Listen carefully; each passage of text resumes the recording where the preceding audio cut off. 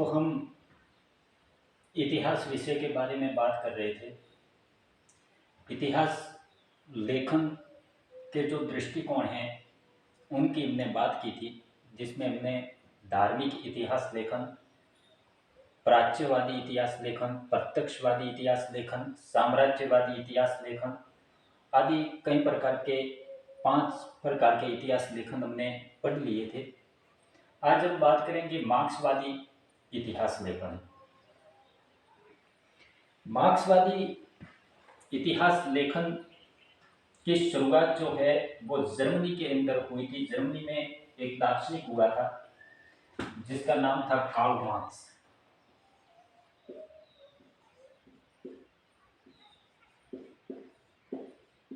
Karl Marx जिसका समय काल 1813 से लेकर 1883 के मध्य में रहा था। बहुत बड़ा दार्शनिक हुआ था और कार्ल मार्क्स ने ज्यादा से ज्यादा योगदान दर्शन शास्त्र के रूप में दिया है। कार्ल मार्क्स को इतिहास के एक नए सिद्धांत का जो प्रवर्तक माना वो उसके एक सहयोगी ने माना था, जिसका नाम फ्रेडरिक एंजल्स था। फ्रेडरिक एंजल्स ने सर्वप्रथम कहा कि कार्ल मार्क्स ने इतिहास के बारे में एक नया सिद्धांत प्रस्तुत किया, यानी कि एक नए इतिहास के सिद्धांत का जनक जो है वो कार्ल मार्क्स को उसके सहयोगी ने माना था, जिसका नाम फ्रेडरिक एंजल्स था। कार्ल मार्क्स की इतिहास के संबंध में जो हमने परिभाषा की बात की थी, वहां पर हमने पढ़ा था कि कार्ल मार्क्स ने समस्त इतिहास को वर्ग संघर्ष का इतिहास मानने का कार्य किया है।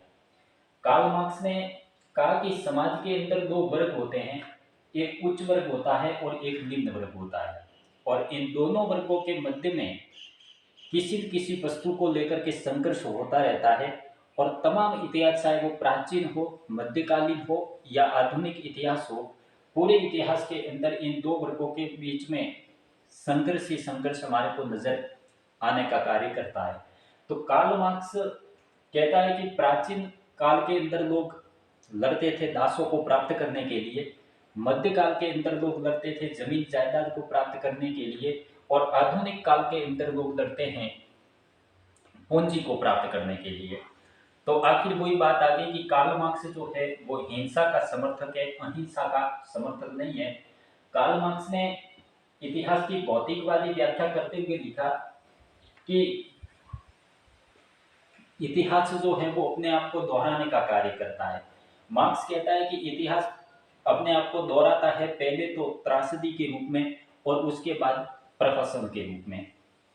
कार्ल मार्क्स ने जो इतिहास की ये परिभाषा दी, इसके आधार पर इतिहास विषय में एक नए प्रकार की लेखन प्रणाली चली, जिसको आधार मान करके इतिहास लेखन किया गया।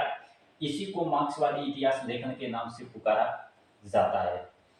मार्क्सवादी इतिहास लेखन में मुख्य रूप से समाज के आर्थिक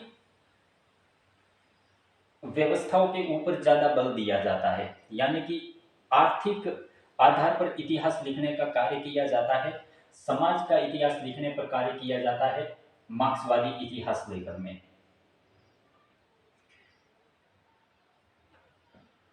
मार्क्सवादी जो इतिहास लेखन है इसको भौतिकवादी इतिहास लेखन के नाम से भी पुकारा जाता है। इसका भी एक कारण है कि कार्ल मार्क्स ने ये कहा कि जो हम लोग इतिहास लिखते हैं वो इतिहास उस समय की विचारधाराओं के आधार पर नहीं लिखना चाहिए, बल्कि उस समय में समाज की भौतिक परिस्थितियां क्या थी, उस भौतिक परिस्थितियों के आधार पर इतिहास लिखने का कार्य किया जाना चाहिए। इसीलिए भौतिक परिस्थितियों पर बल देने के कारण मार्क्सवादी इतिहास लेखन को भौतिकवादी के नाम से भी पुकारा जाता है। तो इसमें मुख्य रूप से मार्क्सवादी इतिहास लेखन में जो बल दिया जाता है वो समाज के ऊपर भौतिक परिस्थितियों पर बल दिया जाता है, और भौतिक परिस्थितियों के आधार पर इतिहास लिखने का कार्य किया जाता है। वैसे मार्क्सवादी इतिहास लेखन की नींव कार्ल मार्क्स के द्वारा रखी गई थी, लेकिन भारत के अंदर मार्क्सवादी इतिहास लेखन की जो नींव है वो डीडी कौशाम्बी के द्वारा रखी गई थी।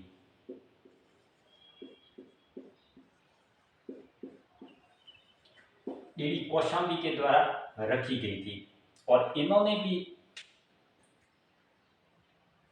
साधन तथा उत्पादित होने वाली वस्तु, इन दोनों के मध्य में क्या संबंध है उसका क्रमबद्ध लेखन को ही इतिहास मान करके प्रदर्शित करने का कार्य किया डीडी कौशाम्बी ने। दामोदर दास धर्मदास कौशाम्बी ने भारत के अंदर मार्क्सवादी इतिहास लेखन का मार्क्सवादी इतिहास लेखन की नींव रखने का कार्य किया था।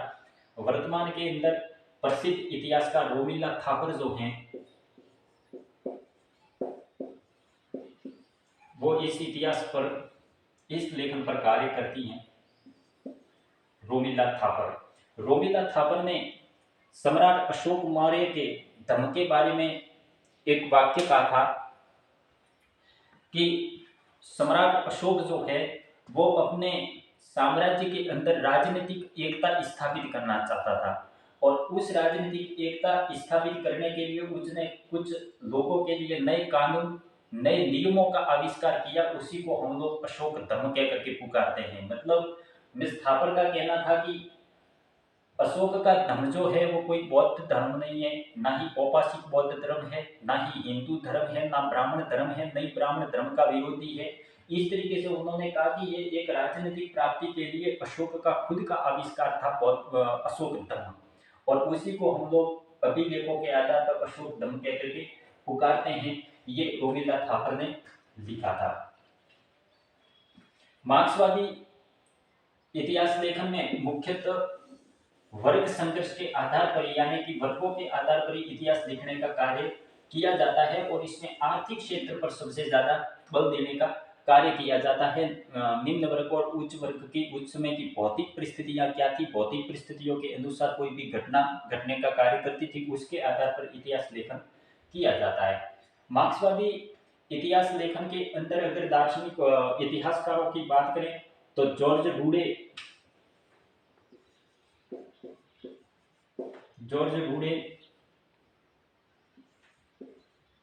फ्रेडरिक एंजल्स इस इतिहास लेखन में आते हैं।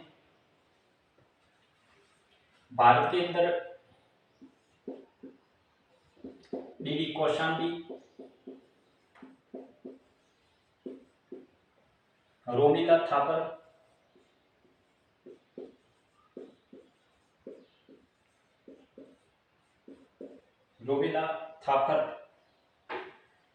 रोमिला थापर,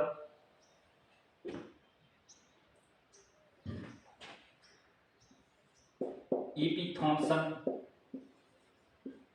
थॉमसन भी इसी इतिहास लेखन के अंदर शामिल किए जाते हैं। और रूस के अंदर स्टालिन, बुखारिन, लेनिन आदि भी मार्क्सवादी इतिहास लेखन से संबंधित किए जाते हैं।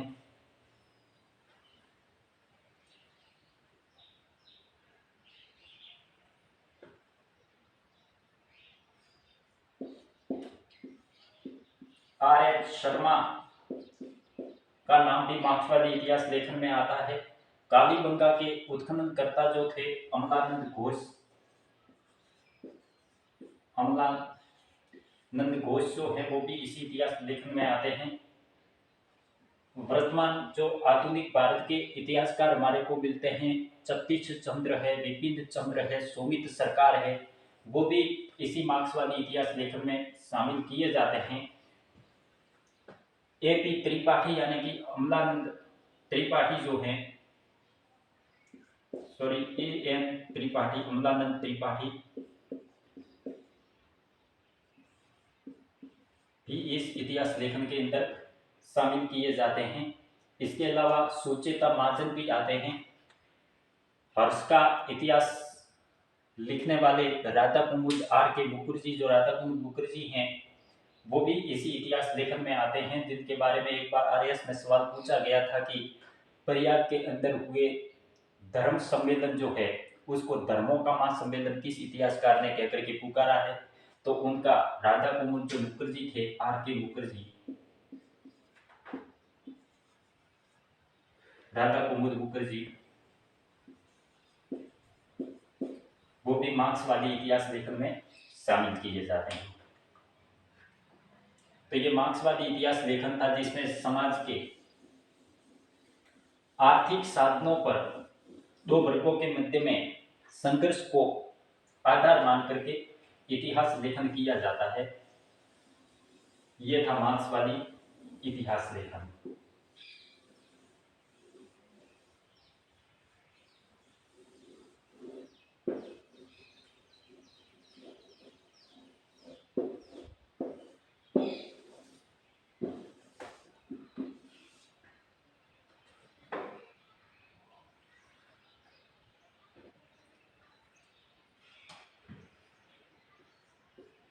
अगला जो इतिहास लेखन है उसका नाम है जनवादी इतिहास लेखन।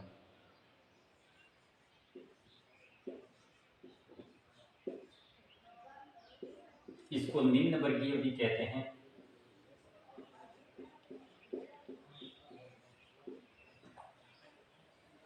कई बार परीक्षाओं के अंदर ये सवाल पूछा गया है कि वर्तमान में जो इतिहास लेखन का प्रचलित दृष्टिकोण है वो कौन सा है, तो उसके लिए जनवादी या निम्न वर्गीय जो इतिहास लेखन है वो वर्तमान में इतिहास लेखन का जो दृष्टिकोण है, जिस आधार पर वर्तमान में इतिहास लेखन किया जाता है वो है जनवादी या निम्न वर्गीय इतिहास लेखन। लेकिन ये सामान्यतः सवाल जो है वो हिंदी के अंदर नहीं पूछा गया और अंग्रेजी भाषा में इसके लिए इस शब्द को काम में लिया गया।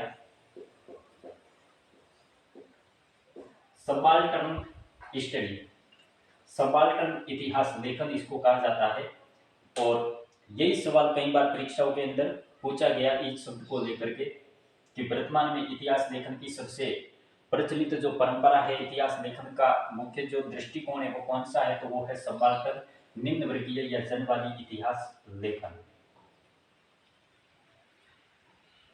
शब्द से ही पता चलता है जनवादी या निम्न वर्गीय इतिहास लेखन। इस प्रकार के इतिहास लेखन के अंदर इतिहास के अंदर आम जन की, मध्यम वर्ग की क्या भूमिका रही है उसको लेकर के इतिहास लेखन किया जाता है जनवादी या निम्न वर्गीय इतिहास लेखन के अंदर। निम्न वर्ग की जो भूमिका है उसको इसमें बताई जाती है। जनवादी इतिहास लेखन में जो जनवादी या सबाल्टर्न शब्द का सर्वप्रथम प्रयोग है वो एंटोनियो ग्राम्सी के द्वारा किया गया था।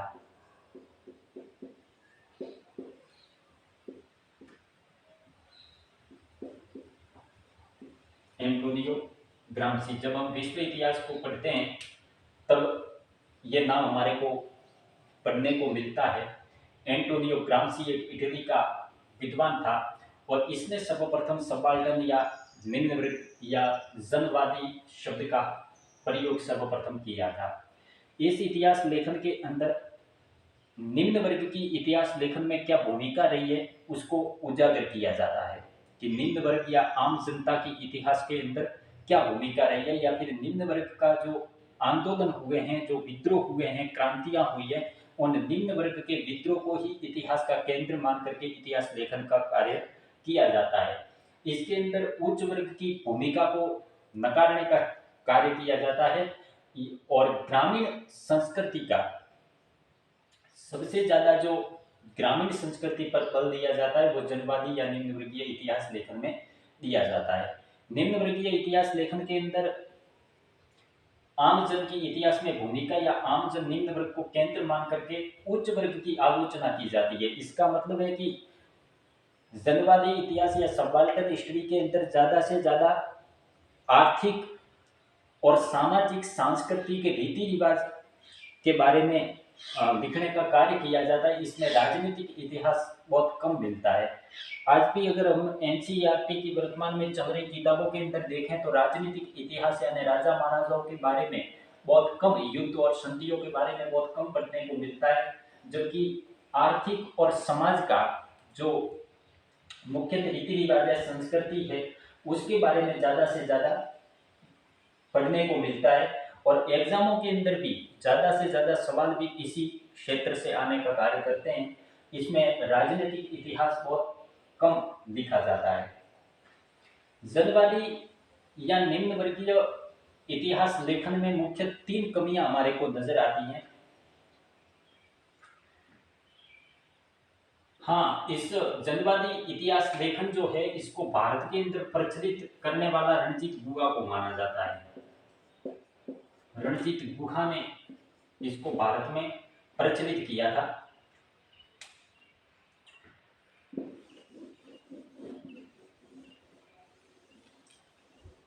इसके अंदर मुख्य 3 कमियां हमारे को नजर आती है। पहली कमी तो ये नजर आती है कि जनवादी या निम्न वर्गीय जो इतिहास लेखन है, इसके अंदर समाज को 2 वर्गों में विभाजित किया जाता है, एक तो निम्न वर्ग और एक उच्च वर्ग। निम्न वर्ग प्लस उच्च वर्ग, 2 भागों के अंदर समाज को विभाजित करके निम्न वर्ग को इतिहास का केंद्र माना जाता है और उच्च वर्ग की आलोचना की जाती है। और इसी कारण सबसे ज्यादा इतिहास लेखन में जिस इतिहास लेखन का विरोध हुआ वो भी जनवादी इतिहास लेखन है, क्योंकि इसमें उच्च वर्ग की भूमिका को नकारा गया है या उच्च वर्ग की आलोचना की गई है। इसीलिए जनवादी इतिहास लेखन का सबसे ज्यादा विरोध भी हुआ। तो पहला कारण तो ये है, इसके अंदर कमी नजर आती है, वो ये है कि इसमें निम्न वर्ग को इतिहास का केंद्र मान करके उच्च वर्ग की आलोचना की जाती है या उच्च वर्ग को नकारा गया। दूसरा, जनवादी या सबाल्टन हिस्ट्री के तहत केवल आधुनिक जो राष्ट्रीय आंदोलन है, यानी कि केवल आधुनिक भारत का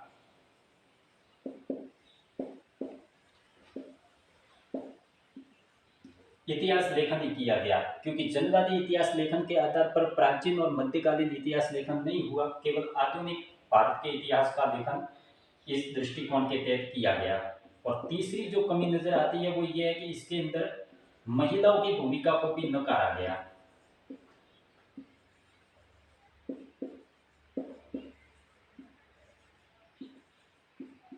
महिलाओं की जो भूमिका है उसको भी नकारने का कार्य किया गया। इसीलिए इस इतिहास लेखन का सबसे ज्यादा विरोध भी हुआ।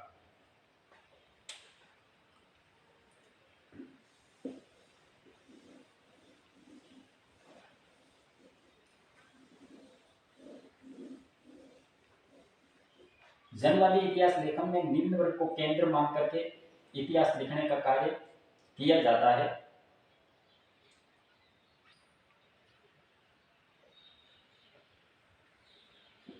और इस इतिहास लेखन की शुरुआत लगभग भारत में 1970 और 80 के दशक के अंदर इसकी शुरुआत मानी जाती है। उच्च वर्ग की इसमें आलोचना की जाती है, जैसे कि वास्तव में जो ये इतिहास लेखन है, इस इतिहास लेखन का मुख्य जो उद्देश्य था वो उद्देश्य ही कांग्रेस की छवि को आम जनता के सामने लाना इसका मुख्य उद्देश्य था। यानी कि कांग्रेस की जो छवि थी जिसके ऊपर उच्च वर्गों का ही अधिकार था, उसको उसकी छवि को कांग्रेस की छवि को आम जनता के सामने लाना ही इस इतिहास लेखन का मुख्य उद्देश्य था। जैसे एक जगह पर एक इतिहासकार हैं शाहिद अमीन,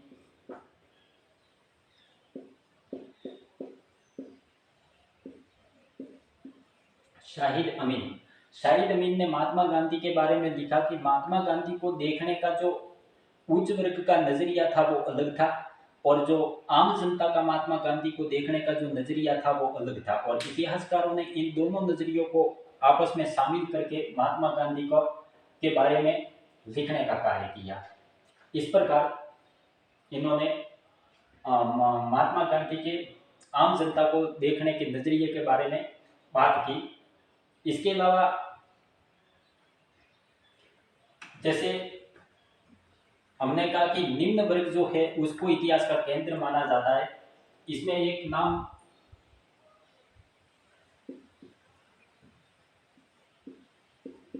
स्टीफन हनिंगम का आता है।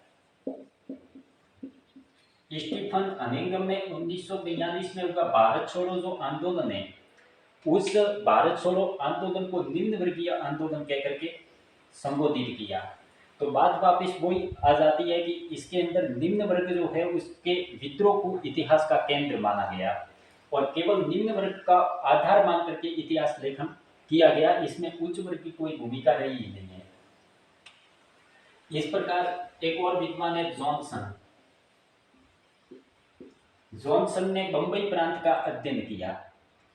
राष्ट्रीय आंदोलन के काल में बंबई प्रांत का अध्ययन किया और सूरत अधिवेशन के अंदर 1907 का जो सूरत अधिवेशन था उसके अंदर कांग्रेस का बंटवारा हुआ और फलस्वरूप दो वर्ग कांग्रेस में बन गए, एक तो गर्म दल और एक नरम दल।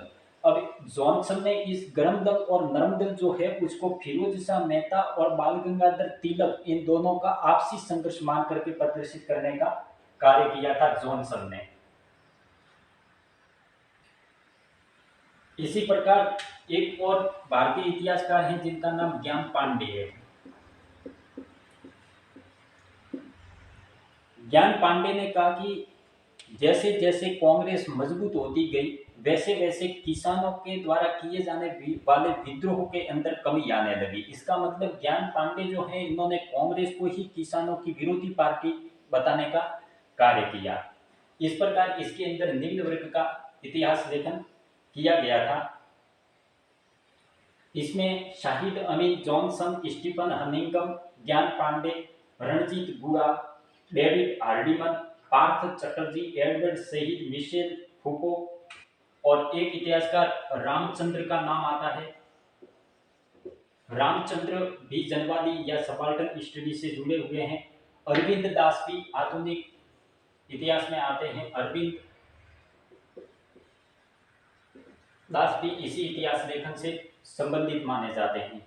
इस प्रकार इन्होंने निम्न वर्गीय इतिहास लिखने का कार्य किया था। इसके अंदर मूलतः ग्रामीण संस्कृति और आम जनता का इतिहास के अंदर क्या योगदान रहा उसका वर्णन करने का कार्य किया था इस इतिहास लेखन में।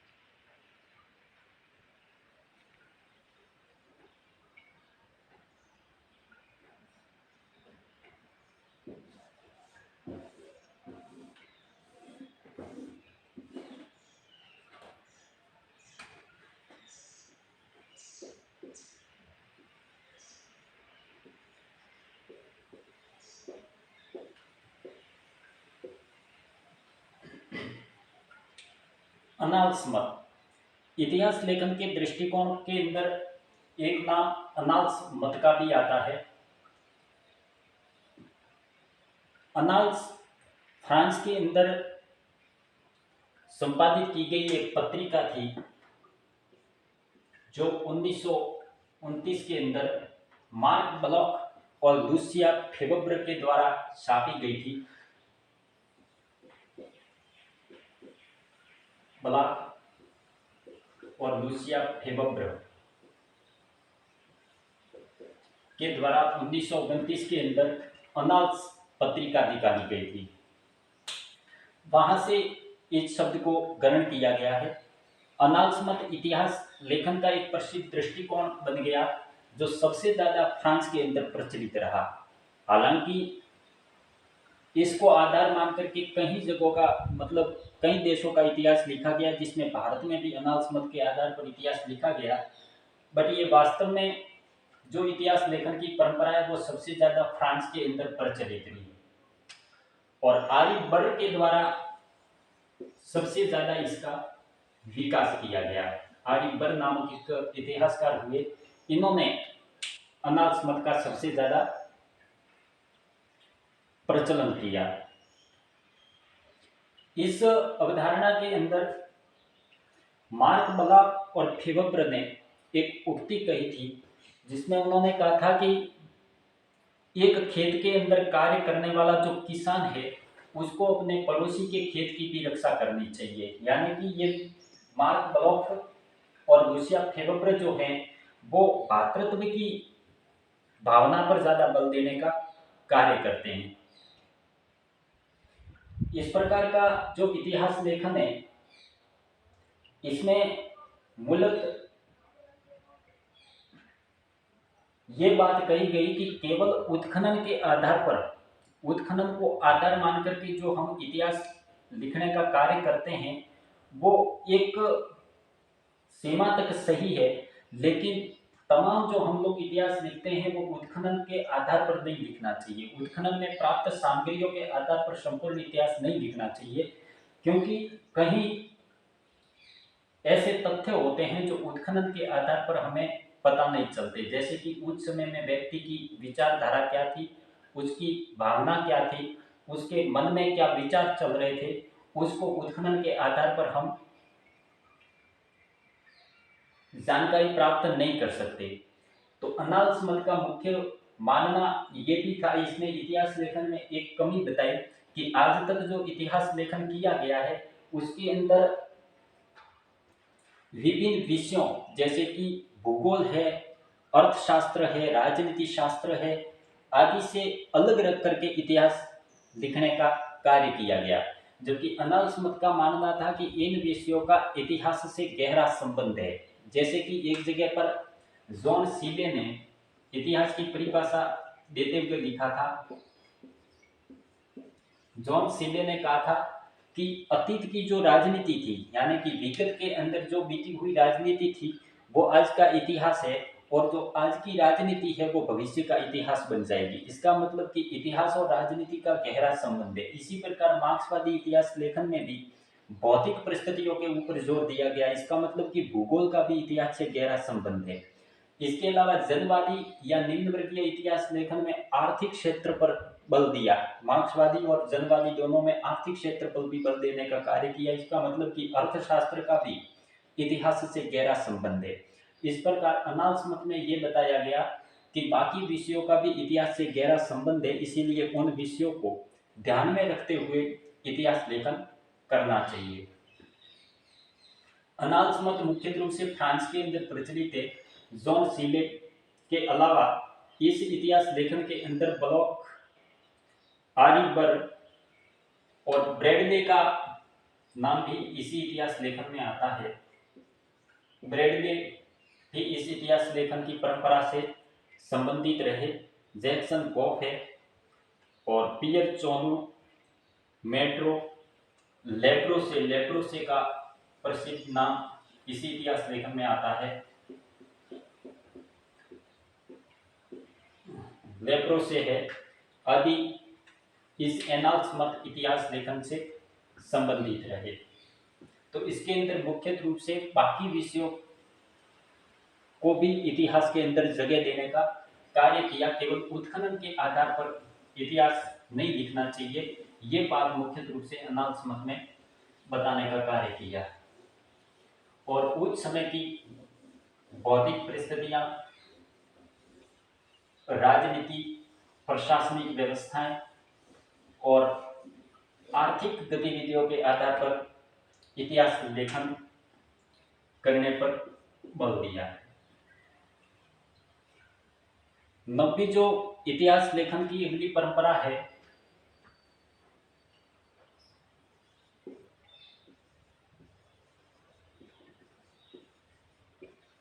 वो है कैम्ब्रिज मत। कैम्ब्रिज इंग्लैंड के अंदर एक विश्वविद्यालय है, कैम्ब्रिज विश्वविद्यालय, जो एलिजाबेथ के काल में स्थापित हुआ था।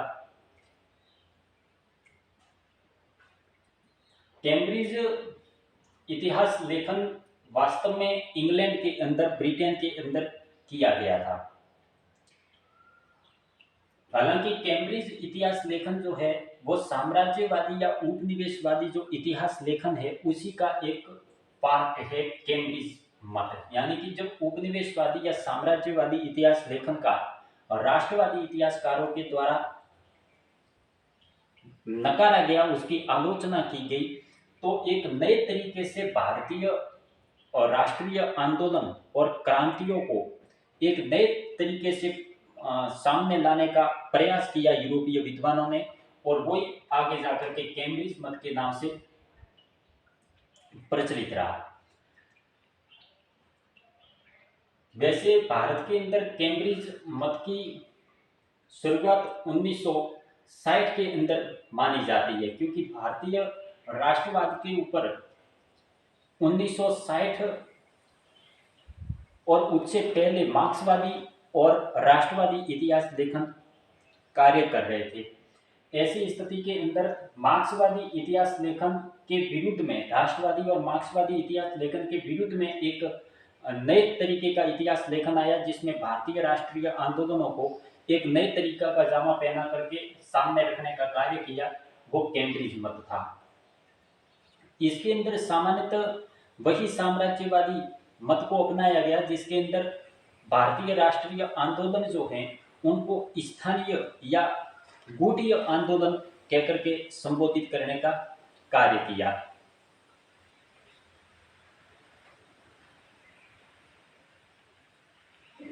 जैसे कि हमने एक चीज जनवादी इतिहास लेखन में पढ़ी कि जॉनसन जो है उन्होंने कहा था कि गर्म दल और नरम दल जो है वो फिरोज शाह मेहता और बाल गंगाधर तिलक की एक आपसी राजनीति थी। इसी प्रकार कैम्ब्रिज मत के अंदर 1928 के अंदर बारदोली जो सत्याग्रह हुआ सरदार पटेल के नेतृत्व में, वो खुद पटेल की एक राजनीति या उनका खुद का धर्म के रूप में प्रदर्शित करने का कार्य किया। इसी प्रकार उत्तर प्रदेश के अंदर जो उत्तर पश्चिमी सीमा प्रांत है वहां पर मुस्लिम जो राष्ट्रीय आंदोलन हुए उनको भी एक गुटीय आंदोलन या स्थानीय राजनीति के रूप में प्रदर्शित करने का कार्य किया। ऐसे इतिहास लेखन के अंदर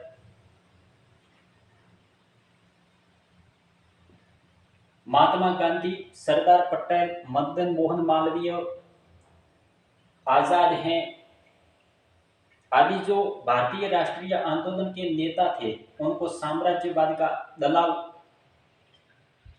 बताने का कार्य किया है कैम्ब्रिज मत के अंदर।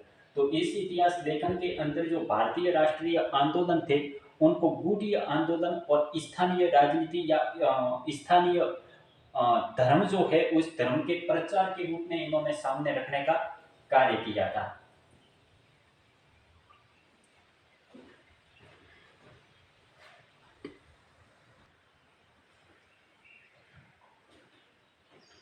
तो ये कैम्ब्रिज मत के अंदर भारतीय राष्ट्रीय आंदोलन जो है उनको गुटीय राजनीति बताने का प्रयास किया। इन इतिहास लेखन के अंदर अगर विद्वानों की बात करें तो 1973 के अंदर भारत की राजनीति पर जो 1840 से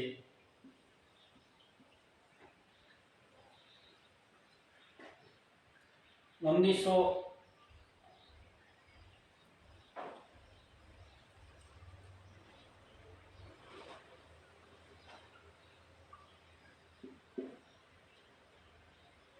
तक जो भारतीय राजनीति है उसके ऊपर 1973 में एक पुस्तक लिखी गई, जो 1840 से 1970 तक भारत के अंदर किस तरीके की राजनीति रही उसके ऊपर 1973 में एक पुस्तक लिखी, जिसमें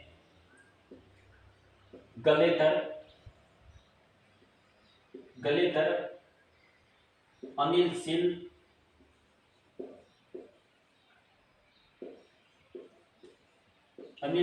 और गलेधर के शिष्य थे अनिल सिल, और एक और विद्वान का नाम आता है जॉनसन। इन तीनों ने मिलकर भारत की पॉलिटिक्स पर, भारत की राजनीति पर एक पुस्तक लिखी, जिसमें 1840 से 1970 तक भारत की राजनीति किस तरीके से रही उसके ऊपर इन्होंने ये ग्रंथ लिखा था। इसमें अनिल शील, जैसे कि मैंने पहले बात की कि सरदार पटेल, महात्मा गांधी और मदन मोहन मालवीय जैसे लोगों को साम्राज्यवाद का जो दलाल बताया वो अनिल शील के द्वारा बताया गया था। इससे पहले हमने जॉनसन की बात की कि उन्होंने गरम दल और नरम दल को बाल गंगाधर तिलक और फिरोज शाह मेहता, जिसको महाराष्ट्र का बेताज बादशाह कहा जाता है, उन दोनों का आपसी संघर्ष के रूप में प्रस्तुत किया। इसी प्रकार एक जगह पर रॉबिन्सन जो हैं, इन रॉबिन्सन ने उत्तर प्रदेश यानी उत्तर पश्चिमी जो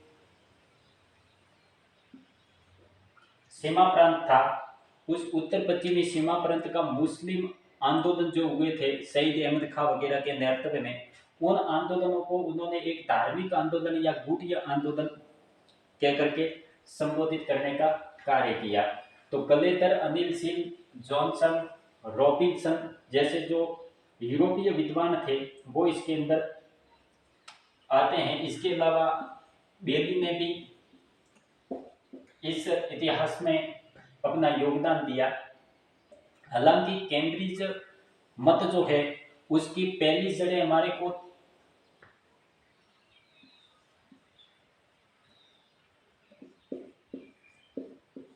शिरोले और मैकुली के द्वारा जो पत्रिकाएं छापी गई थी, उन शिरोले और मैकुली के लेखकों के लेखन में हमारे को कैम्ब्रिज मत के सर्वप्रथम जड़ें देखने को मिलती है। ये वही शिरोले थे जिनके ऊपर बाल गंगाधर तिलक मुकदमा लड़ने के लिए लंदन गए थे, और इन्होंने भी इस इतिहास लेखन के अंदर अपना योगदान देने का कार्य किया।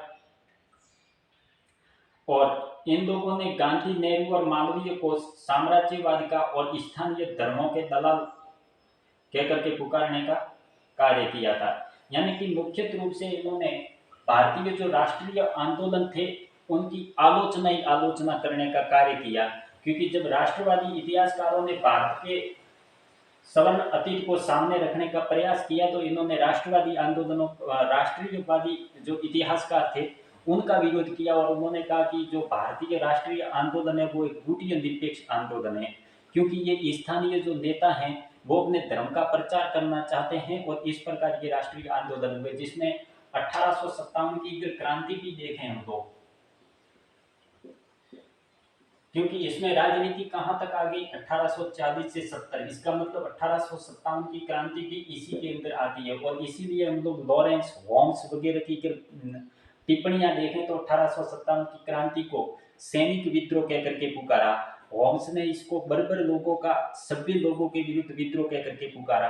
तो अलग अलग इन्होंने अपने मत देने का कार्य किया। तो ये मुख्य रूप से कैम्ब्रिज मत के इतिहासकार थे, उन्होंने ये बात बताई कि ये स्थानीय विद्रोह था, कोई कहता है ये हिंदुओं का विद्रोह था, कोई कहता है मुस्लिम और हिंदू लोगों ने मिलकर के ये दोनों असभ्य हैं, और उन्होंने मिलकर के ब्रिटेन जो सभ्य देश है उसके विरुद्ध विद्रोह किया है। तो सभ्यता का बर्बरता के विरुद्ध विद्रोह होम्स ने कहा था, लॉरेंस ने भी इसको सैनिक विद्रोह कहकर के पुकारा। तो इस तरीके से ये कैम्ब्रिज मत के इतिहासकार थे जिन्होंने इसको भारतीय आंदोलनों को निम्न साबित करने के लिए उनकी आलोचना की और उसको एक गुटिया आंदोलन कहकर के सामने रखने का प्रयास किया।